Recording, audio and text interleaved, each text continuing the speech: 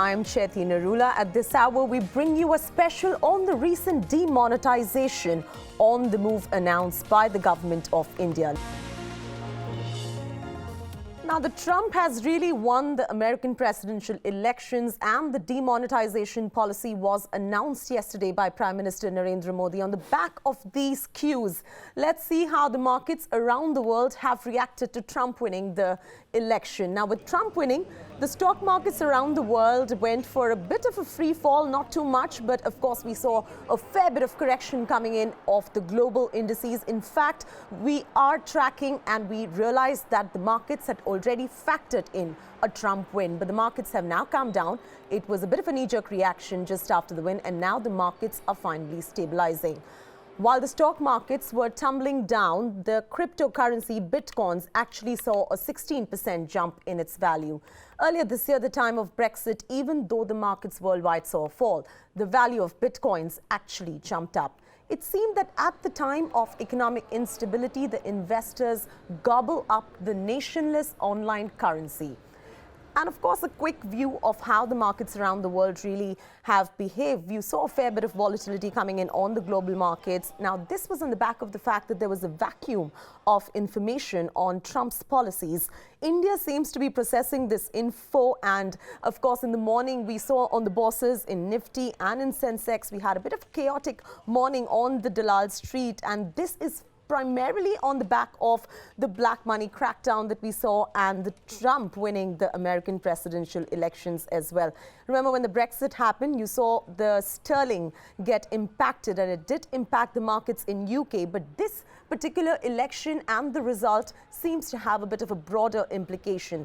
The Sensex winded down up about over 1%, and the Nifty also winded down up about over 1%. Now, gold has ended up gaining. The rupee is trading 66.4 to the dollar, which is down roughly 0.24%. And European markets saw a fair bit of profit booking that was setting in. Now, the valuations are looking fairly attractive, and I was speaking to all the market analysts across the board, and they did mention it is a good time probably to go shopping, and there is nothing to panic at this point of time because the Sensex and the Nifty in the long run is likely to recalibrate. Now, US would not panic much as well, and of course this is a bit of a knee-jerk reaction that we are seeing, and the Europe, like I mentioned earlier, is trading in the red. And we will bring our markets expert Devang Vasaria in just about a bit, and we would talk about the stock markets in detail. Now, let's bring in our expert now. We've got Sanjeev Vashishta, who's the CEO of SRL Diagnostic, joining us now. Sanjeev, good evening and welcome to WION Wallet. Good evening, Chaiti. Always such a pleasure talking to you. Now, what is India Incorporated, and how is India Incorporated really reacting to this news of demonetization coming last week? And of course, now you know that Trump has also won the American presidential election. So give us a sense of how the economy is looking at this point of time and your reaction at this point of time.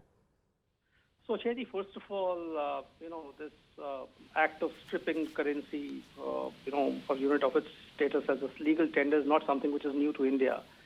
If I remember correctly, it's happening for the third time. Once it happened, the first time it happened was in the year 1946, in the pre-independent era, and then it happened in 1977, and now, of course, 2016, what we see in the newest avatar. I think the logic is rather clear. I think the intent, we have to go, and look at the intent which is coming from the government. One is to tackle the black money, or what we call as the parallel economy. Right. Second is to lower the cash circulation in the country, which could potentially be one of the causes for corruption. And lastly, to eliminate fake currency, which apparently is being used by the terror groups to fund terrorism in India. So I think the intent is rather clear. One thing which we have to maybe look at it a bit dispassionately is whether, and the question which people may be asking themselves is whether anybody who would be keeping the black money in Indian rupees for a longer time. So I'm not too certain about that. But certainly, I think all in all, I feel it's a step, a very bold step by the government, and really, middle class in particular would be really appreciative of what is being done by the government. Now, you know, Sanjeev, there is going to be $23.2 billion which are going to be banknotes, which are going to be out of circulation at this point of time. Now, I know that India Incorporated is welcoming this move. At the same time, how do you think the FIIs are behaving? Are they looking at India in a slightly different light than they used to earlier? You being a CEO of one of the top companies needs to give us a perspective on this. See, it's difficult to really, comment on that because I don't think the FIs would be taking this in a negative tinge because very clearly the intent is good, as I said. The only thing is that, and we have to be a little cautious about is how would the general public be coping with this? I mean, you would have seen people queuing up, at the ATMs or even in the gas filling stations, the petrol pumps. I think this is the slight discomfort which people are facing for a couple of days. And I think Prime Minister in his speech yesterday made it very clear that if you are trying to, do something which is really needed by the country today, I think everybody will have to stand up for that. And this is precisely what we are thinking, and if the intention is good, I think we should all support this initiative of the government. As far as the FII is concerned, I don't think we have to worry too much about this at this juncture because it'll be business as usual after a couple of days' time. And if it was really the parallel economy, which the amount which you alluded to, which actually is a massive amount, I don't think that was really a good thing for any country. Right. Sanjeev, you just mentioned that you don't know how this is impacting the common man, and the common man is facing inconvenience as we speak as well, because all of a sudden you cannot use your 500 notes anymore. All of a sudden you can't use your 2,000 notes anymore. The ATMs are shut. The banks are shut. I mean, of course, a message going out from the WION team to the viewers is that do not panic and your money is safe. And that's something that we've been trying to tell the entire nation, of course, since yesterday. But the implementation of this move, of course, which is a step in the right direction. But do you think the government has been able to implement this and make it easy for the common man, really? This kind of inconvenience that we're facing right now. Imagine going to a Kirana store. Imagine going to a small little store that does not even take your credit cards. How are the common people getting impacted right now? Yes, I think you're right, Chaiti. I think common man is obviously suffering. But as I said, it's something which is ephemeral. It's not going to last for long. Anyways, I think it's a kind of a paradox. If you want to do something large, something big, which is of high impact, and you are hoping that there'll be no disturbance or it'll be a smooth sailing, I think it's kind of a paradoxical thing to my mind. So I felt that, the step is big, and obviously the government in their wisdom would have thought about it. They may be wanting, people to be caught unawares, really. And, I'm talking about the people who were actually responsible for this parallel economy or controlling the parallel economy.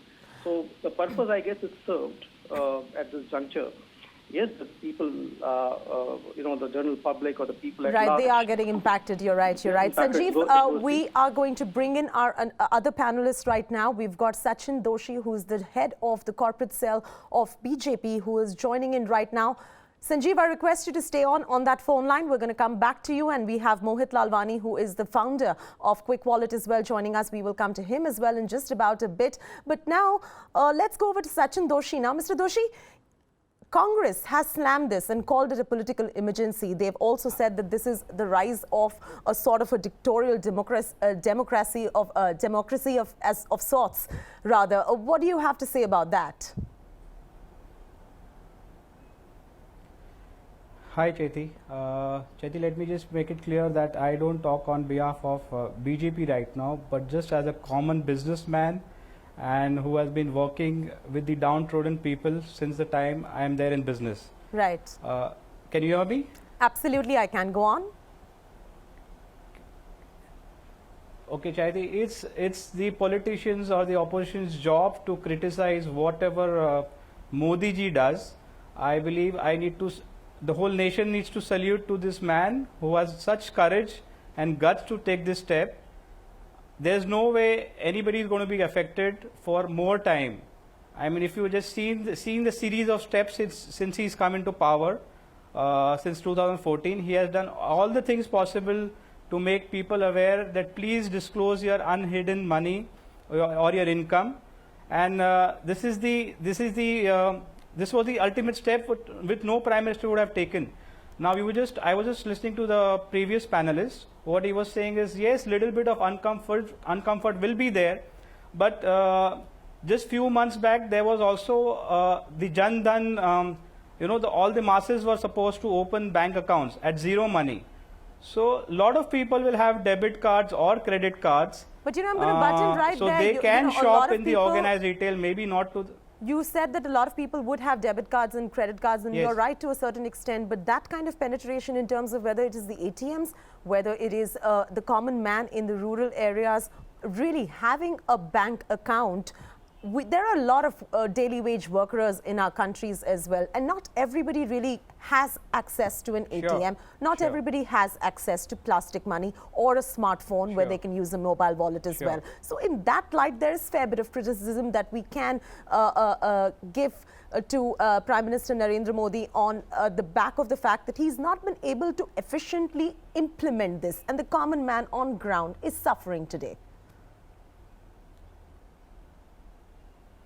I beg to differ, Chaiti. It's what, 3 days or 4 days of inconvenience, not more than that. And as the previous person just said, it's for the nation, Chaiti. Imagine the money coming into the banking system, whether it is FIIs or the corporates, or the jewelry store owners. Finally, everybody is going to get benefited by this. I agree. This is an entire move and the step towards the right direction in terms of the financial inclusion that Narendra Modi has been speaking for a very long time. He's been speaking about digital India, and it's a fabulous move to end corruption really in this country as well, and really plow back all the black money which is floating around, which is fantastic. Move in the right direction. But just to play devil's advocate to this point, I would like to ask, what is the guarantee that the new notes that are being introduced into the market cannot again get replicated? It's going to take time, but it will come in sooner or later maybe. Replication of notes, everything can be replicated. Everything can be replicated, even the stamp papers were replicated. But the system becomes so foolproof that it's going to be difficult, Chaiti. If I'm not wrong, few countries in Scandinavia where their cash currency has almost ended. So this is gearing up for the future now, 20, 30 years down the line, when mostly things will be debit and credit cards. Right. Also, we've got a fair bit of criticism coming on that note as to, this is done ahead of the UP elections to score some brownie points. What do you have to say about that really? Chaiti, today is UP elections, after that some other state elections. So is the government supposed to perform or take steps or no? Sure. Let's be very honest, ask ourselves, the election is going to be there throughout the year. Sure. Sure. And hypothetically let us assume it was for the UP election. So if that is the funda, even the BJP will be affected for the elections, right? Right. Of course, now Modi has been then, in your opinion, very successfully been able to turn the political liability into a political success then. Sure. Absolutely. What sort of liability you are referring to? I didn't understand the liability part. No, in terms of the fact that, there's just so much of black money floating around in the market. And of course, there's a lot of, riffraff that we've been seeing for a very long time in our country on that account. In fact, the country was asked to voluntarily really go and deposit the black money. And of course, the exchequer seemed to be gaining from that as well. But not everybody was able to do that. I think what in the voluntary scheme, what the government the money which came in with government was about 65,000 crore. I'm not very sure on the figure, but let us wait and watch. Next 2-3 months, this figure would be in some few lakh crores, and it will finally be good for the citizens and the government.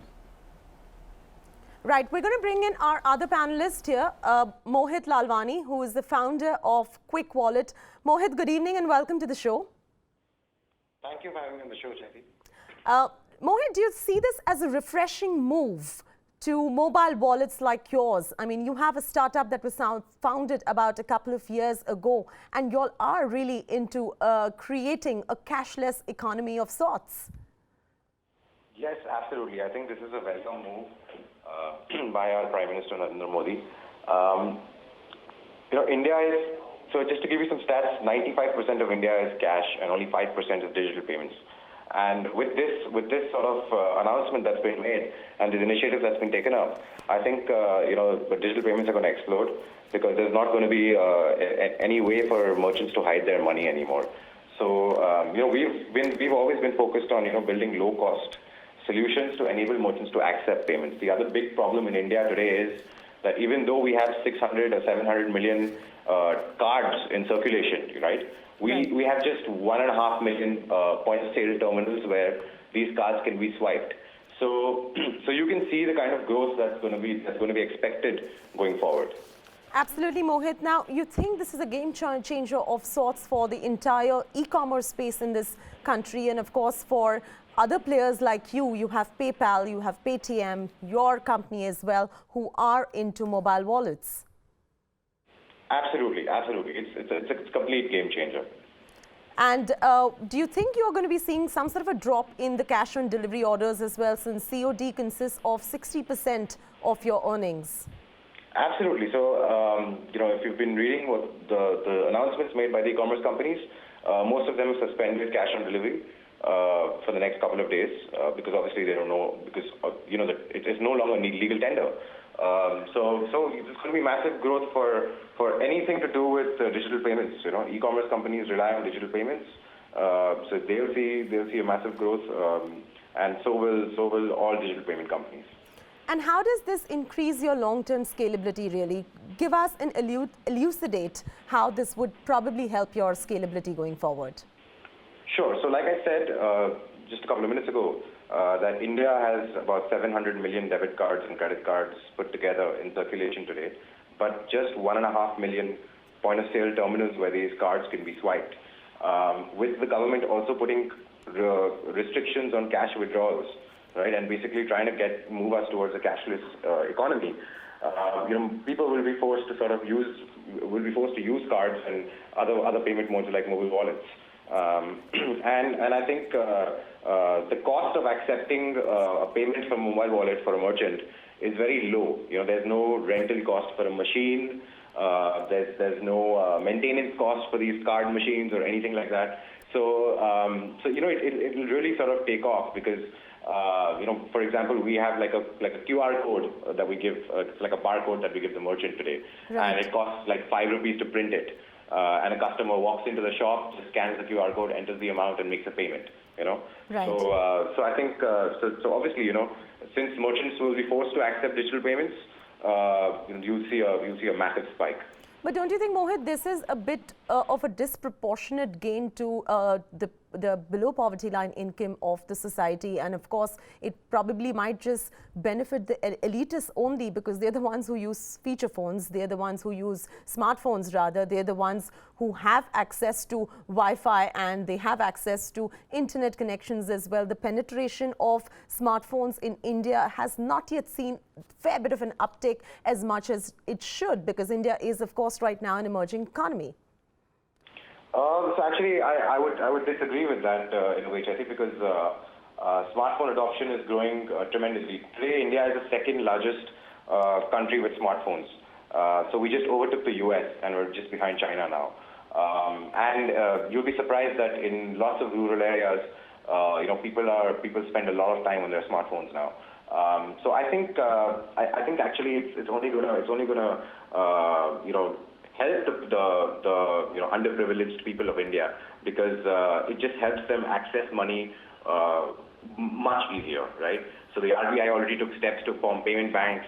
There are mobile wallet companies like us out there, which basically, you can just deposit cash onto a mobile number up to 10,000 rupees with no KYC, and with some KYC, you can hold about up to 1 lakh rupees just on a mobile number. So it's actually made things much easier. Earlier, the problem was the underprivileged wouldn't understand what a mobile wallet is and why should I be doing it and all of that, and they would probably have all their savings in cash. But now, once they realize that okay, you no longer can use this cash anymore, it's only going to benefit companies like us. It's only going to benefit the underprivileged people, and it's only going to sort of benefit the economy. No, but a few years ago we said e-commerce was the sunrise sector of India. And now do we have to shift that focus from e-commerce to m-commerce, taking a fair bit of surprise there in terms of being the sunrise sector of the country? Absolutely. So, e-commerce, if you look at e-commerce today, every e-commerce company has their own mobile app, right? And they're all going mobile. So most of you would have been, if you look at the stats by these e-commerce companies today, they're doing more than 60 to 70% of their traffic on mobile devices. And e-commerce also, actually, if you look at it, has enabled people from small towns to shop online, to get these goods delivered at their doorstep. You don't have large showrooms of electronics and shoe brands and clothing companies, which are aspirational goods for underprivileged people, right? And these goods today are available for them to buy online. So I think e-commerce is definitely going to see a huge uptake, And companies like yours, companies like Paytm, companies like LiveQuick, which is your company, then you've got PayPal as well. Do you think these companies are likely to ride on high valuations, or do you think this is a bubble that is just waiting to be burst? And what kind of funding opportunities do you think will come in on the back of this move of the government? So I think it's going to be huge, right? So the other steps that RBI took about just a couple of weeks ago was allowing FIIs to invest in financial services companies under the automatic route. So that again, will basically help bring in more money into the economy, into companies like us. And since we're sort of now at the threshold of enabling digital payments from all types of customers, from large customers to small customers, to the underprivileged people, I think it's only gonna grow from there. All right, Mohit Lalwani, thank you so much. We leave it at that. Thank you so much for talking to us about mobile wallets and how each and every one of us should now start using mobile wallets, of course, in a move on the back of the fact that the move that the Prime Minister Narendra Modi has really made to demonetize the economy. We're going to take a short break on that note. On the other side, we will remain in conversation with our panelists and see how the markets are behaving.